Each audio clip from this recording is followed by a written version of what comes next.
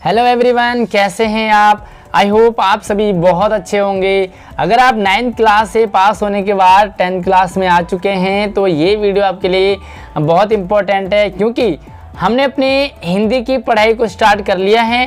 तो उम्मीद करूंगा आप भी अपनी पढ़ाई को स्टार्ट कर चुके होंगे। आज की जो वर्कशीट है वो हमारी दूसरी वर्कशीट है हिंदी में, और हिंदी में हमारे पास दो किताबें, क्षितिज और कृतिका।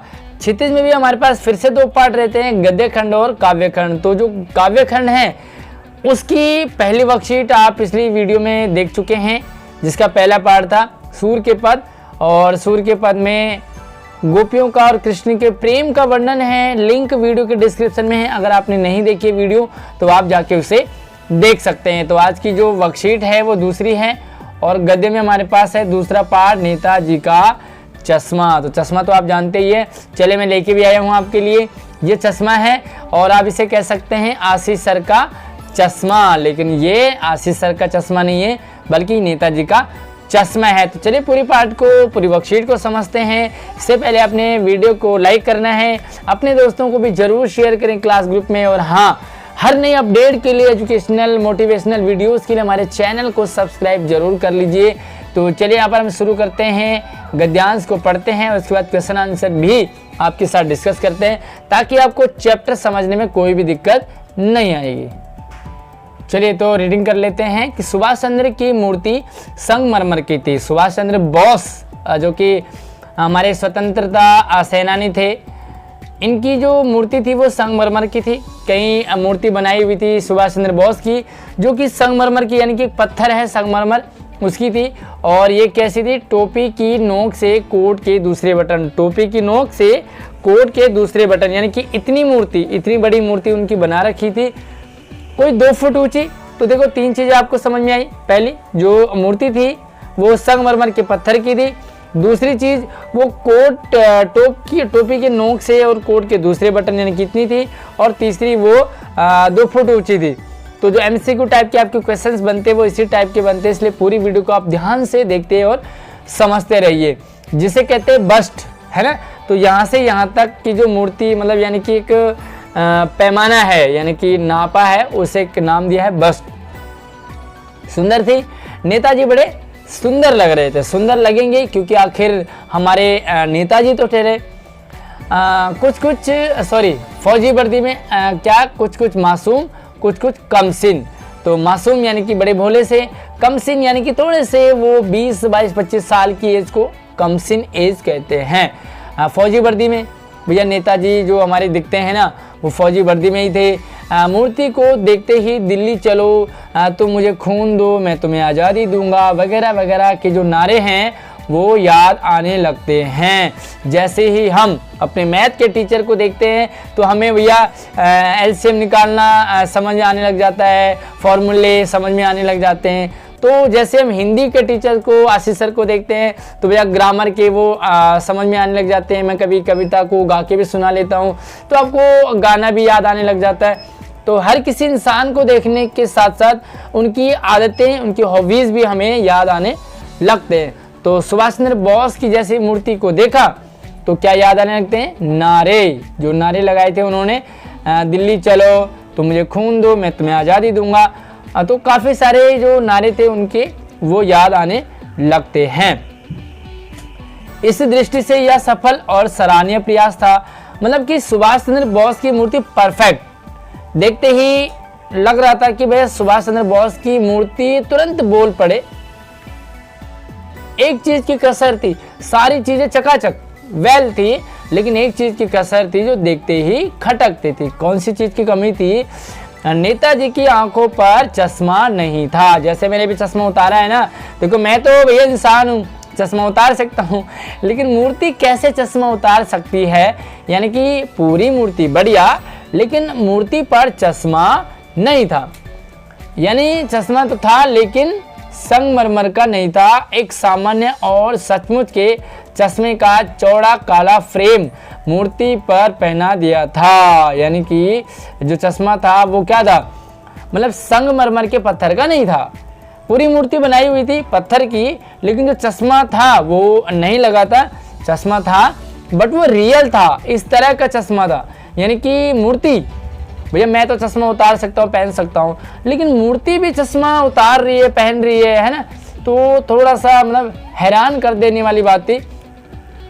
हालदार साहब जब पहली बार इस कस्बे से गुजरे और चौराहे पर पान खाने, ये प्रण नहीं पान है, पान खाने के लिए रुके, तभी उन्होंने इसे लक्षित किया। एक हालदार साहब है जो कि इस कहानी, इस चैप्टर के इम्पोर्टेंट यानी कि सबसे मुख्य पात्र है।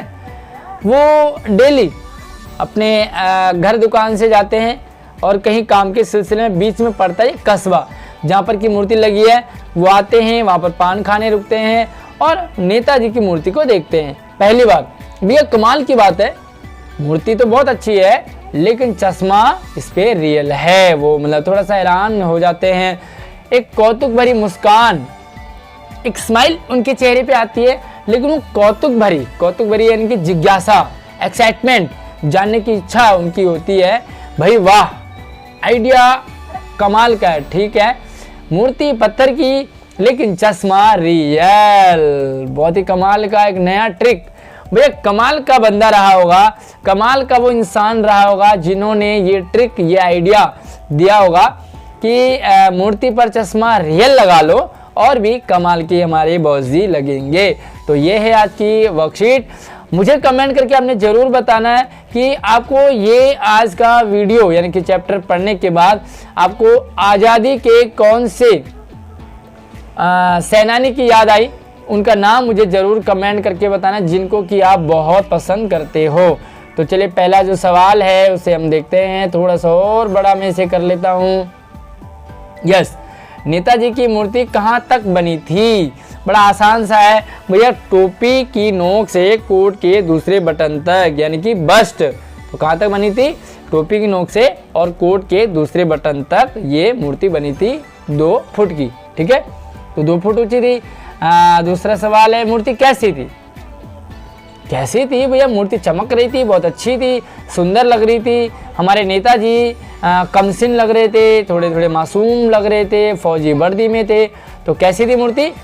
संगमरमर की थी, फौजी वर्दी में थे, बहुत ही सुंदर लग रहे थे, कमसिन थे और थोड़ा सा वो मासूम से लग रहे थे हमारे नेताजी। तीसरा जो सवाल है वो मूर्ति को देखकर हालदार साहब को क्या याद आने लगते हैं? जैसे मैथ टीचर को देखकर, साइंस टीचर को देखकर, हिंदी इंग्लिश और किसी भी सब्जेक्ट टीचर को आपको कुछ ना कुछ याद आने लगता है, उसी तरीके से मूर्ति को देखने के बाद हालदार साहब को याद आने लगते हैं क्या?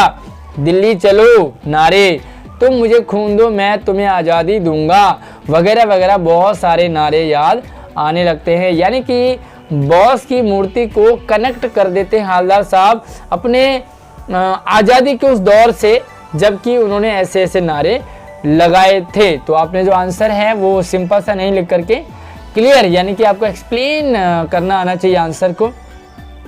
अगला सवाल, मूर्ति में किस चीज़ की कसर थी जो देखते खटकती थी? सिंपल सा सवाल है भैया, मूर्ति संगमरमर की बहुत ही कमाल की थी, लेकिन इसमें एक चीज़ की कमी थी, जो चश्मा उसमें नहीं लगा था। और मूर्ति पर चश्मा ना लगे तो भैया खटकेगा ही, है ना, क्योंकि सुभाष चंद्र जो बॉस है उनके सर पे टोपी होनी चाहिए और आंखों पे चश्मा होना ही होना चाहिए। ये 2 चीज़ें उनकी फेवरेट है, मतलब पहनते थे, तो चश्मा नहीं था इसलिए वो खटक रहे थे। अगला सवाल है, हालदार साहब के चेहरे पर एक कौतुक भरी मुस्कान क्यों फैल गई? कौतुक यानी कि जानने की इच्छा, एक्साइटमेंट, कुछ नया है, मुस्कान यानी कि स्माइल क्यों फैल गई? चश्मा रियल देख करके किसने लगाया होगा? कौन होगा? ऐसा आइडिया किसका होगा? आखिर चश्मा रियल क्यों होगा? संगमरमर के क्यों नहीं है? मतलब वगैरह वगैरह बहुत सारे सवाल हैं उनके मन में आने लग जाते हैं। तो क्यों फैल गया? क्योंकि चश्मा रियल देखते हैं, संगमरमर की मूर्ति थी। तो कहीं ना कहीं आपके मन में भी सवाल आ रहा होगा, आपको क्या लग रहा है ये चश्मा रियल क्यों है?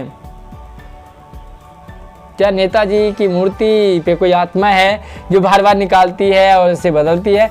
तो मुझे कमेंट करके आपने ज़रूर बताना है कैसी लगी वीडियो, अपना एक्सपीरियंस, साथ में आपने अपनी पढ़ाई को शुरू कर दिया या नहीं किया। नहीं किया तो कर दीजिए और वीडियो को लाइक भी करना है, शेयर भी करना है और हाँ, हर नई एजुकेशनल मोटिवेशनल अपडेट के लिए हमारे चैनल से ज़रूर जुड़िए सब्सक्राइब करके। धन्यवाद। नई वीडियो में नई वर्कशीट के साथ मिलते हैं। अपना ख्याल रखिए तब तक।